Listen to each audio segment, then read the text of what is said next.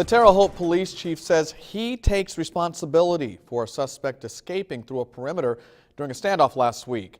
Good evening to you and thank you for joining us from News 10 on My Fox 10. I'm Rondrell Moore in for Patrice Dayton. News 10's Heather Good has been following this story from the very beginning. She joins us now live in the studio with more from a press conference this afternoon. Chief John Plasse was quick to point out he and Terre Haute police officers were in charge of the scene when Mikey Reynolds escaped through a basement window. He says it's a mistake that could have led to more lives lost. He wants to ensure it never happens again.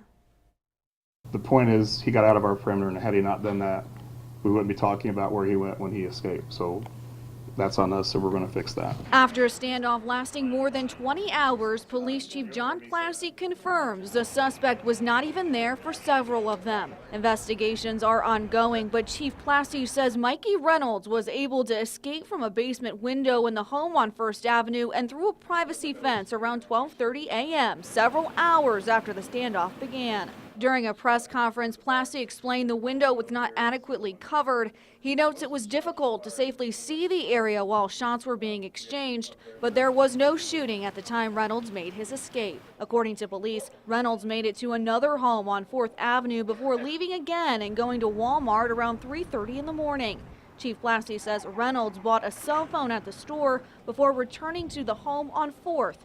Plasse is unsure why. You're asking me to think like a crazy man, and I don't know. A logical person would say, why would you go back there? Obviously, he wasn't acting logically with what he was doing. Mikey Reynolds later died at that location. Now Chief Plasse is working with the special response team to ensure something like this never happens again. I told them not to let this impact them in a negative way, not to get discouraged, because believe me, I have really done some soul searching on what I've done.